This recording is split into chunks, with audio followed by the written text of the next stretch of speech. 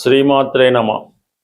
మీనరాశి వారికి ఈ ఆగస్టు నెలలో చేసుకోవాల్సిన పరిహారాలు చాలా కష్టపడవలసి ఉంటుంది, చాలా గట్టి ప్రయత్నం చేయవలసి ఉంటుంది, చాలా క్రమశిక్షణతో చేయవలసి ఉంటుంది.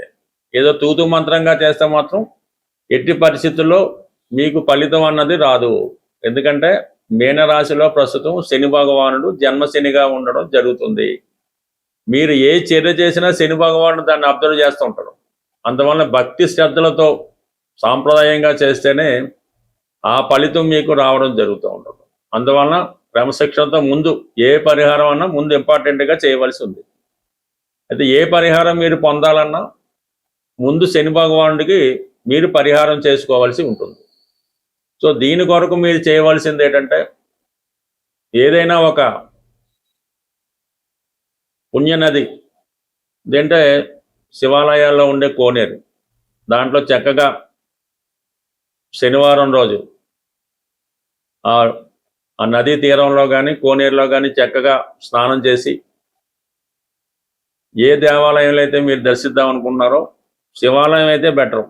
స్నానం చేసిన తర్వాత ఇంచుమించుగా ఆ దేవాలయం తెరిచే ఒక అరగంట ముందో గంట ముందో వెళ్ళి స్నానం అది చేసి ఆ దేవాలయాన్ని శుభ్రంగా క్లీన్ చేయవలసి ఉంటుంది.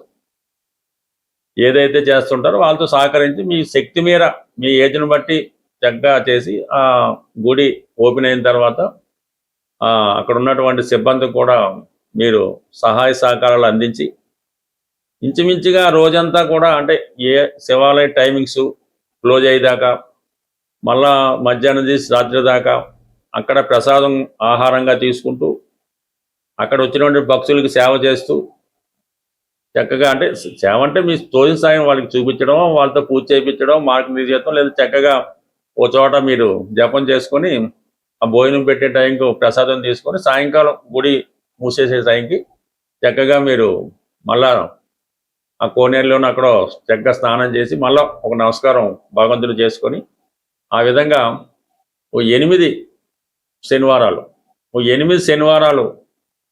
ఏదన్నా చిన్నగానే మీరు ప్రయత్నం చేసి చూడండి.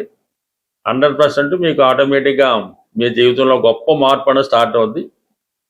దాంతోపాటుగా మరి శుక్రుడు, ధనాన్ని ఇచ్చే శుక్రుడు, ఈ శుక్రుడు కూడా ప్రస్తుతం వీక్గా ఉండి సప్తమాన్ని చూస్తుంటే భార్యతో విభేదాలు, స్త్రీలతో విరోధాలు, చికాకులు పోవాలంటే శుక్రవారం రోజు, బుధవారం రోజు లక్ష్మీ అమ్మవారి ఆలయంలో, లేదు శుక్రవారం అయితే విష్ణుమూర్తి ఆలయంలో చక్కగా ఒక 6 కేజీలు జిలాబీలు అక్కడ భక్తులకి పంచిపెట్టవలసి ఉంటుంది.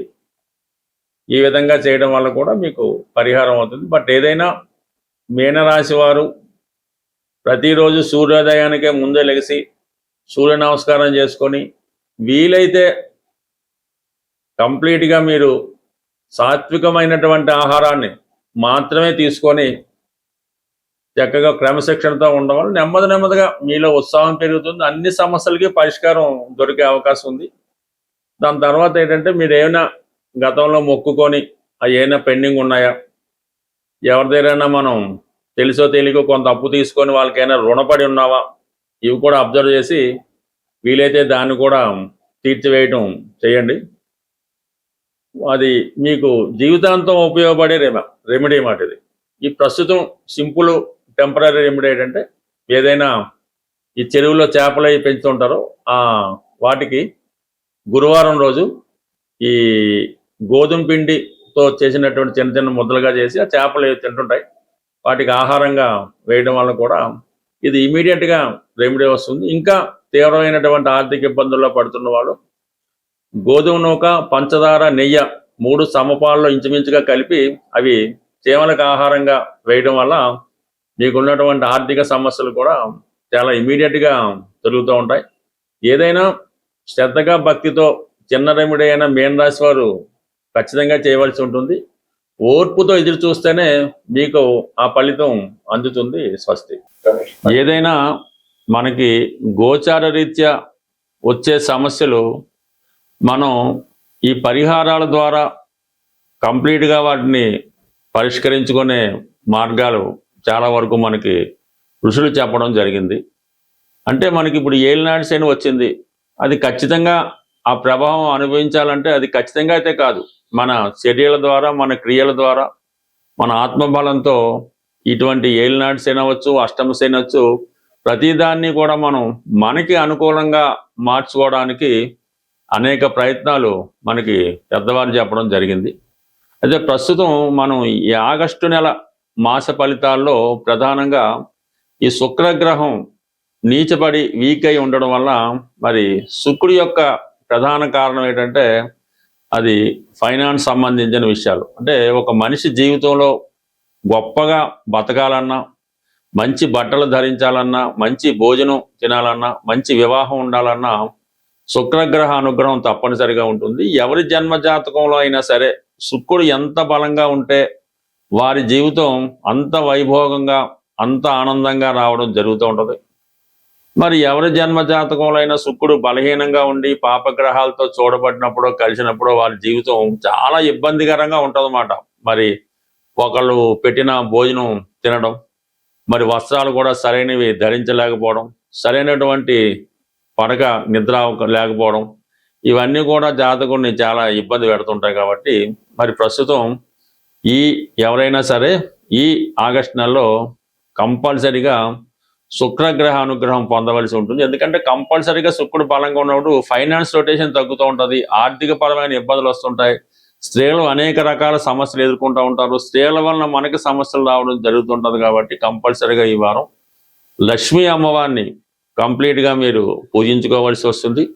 అదృష్టవశాత్తు మనకి ఈ శ్రావణ మాసం కూడా ఈ నెల ఆగస్టు 13 నుంచి ఈ శ్రావణ మాసం ప్రారంభం అవడం జరుగుతుంది. అందుకన్నా వీలైతే ఈ శ్రావణ మాసం మొత్తం మీరు ప్రతిరోజు కూడా మనం ఎలాగైతే కార్తీక మాసం ఉంటామో ఈ శ్రావణ మాసం కూడా అంత నియమంగా ఉంటూ, అలాగే కొన్ని బలహీనతల్ని విడిచిపెట్టి ప్రతినిత్యం లక్ష్మీ అమ్మవారి ఆలయానికి దర్శించుకోవడం, శ్రీ సూక్తం, లక్ష్మీ స్తోత్రం లాంటివి పారాయణ చేసుకుంటూ మీ కుటుంబంలో ఉన్నటువంటి స్త్రీలని గౌరవించడం, ఈ విధంగా చేయడం వల్ల కంప్లీట్గా మీకు శుక్రగ్రహ అనుగ్రహం లభిస్తుంది. ఈ నెలలో వచ్చే ఆగస్టు 21వ తారీఖున వచ్చే వరలక్ష్మి వ్రతం అన్నది ఎంత ఇబ్బందుల్లో ఉన్నా, ఎంత ఐశ్వర్యంతో ఉన్నా మీ స్థాయికి తగ్గట్టుగా ఈ వరలక్ష్మి వ్రతాన్ని మీరు పూజ చేసుకోవడం వల్ల విధి విధానంగా, అంటే ఎవరి ఆచారం వారికి ఉంటుంది,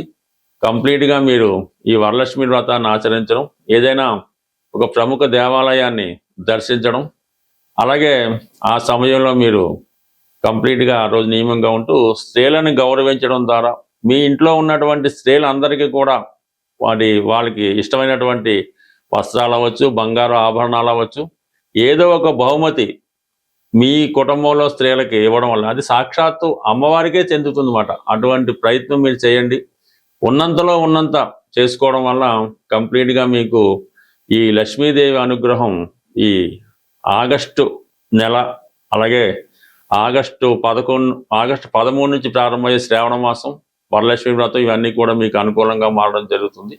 అది ఏదైనా కొత్తగా వ్యాపారం పెడదాం అనుకున్న వాళ్ళు ఆగస్టు 11 తర్వాత, అంటే గురుమౌఢ్యం పోతుంది, గురువు మళ్ళా ఫామ్లోకి రావడం జరుగుతుంది. కాబట్టి ఆగస్టు 11 తర్వాత ధనానికి సంబంధించినటువంటి వ్యవహారాలు ఏవైనా ఆగస్టు 11 తర్వాత ప్రారంభించుకుంటే దాని తర్వాత మీకు ఆర్థిక పరంగా అనుకూలంగా ఉంటుంది. ఈ గురుమౌఢ్యంలో ఏదైనా కొత్త వ్యాపారం పెట్టినా, వివాహం చేసుకున్న, శుభకార్యాలు చేసినా అవి అప్పటికే కాకుండా జీవితాంతం దాని ప్రభావం మన మీద ఉంటుంది. కాబట్టి మీరు ఏదైనా శుభకార్యాలు, వ్యాపారాలు ఆగస్టు 11 తర్వాత ప్రారంభించుకుంటే శుభంగా ఉంటుంది. స్వస్తి.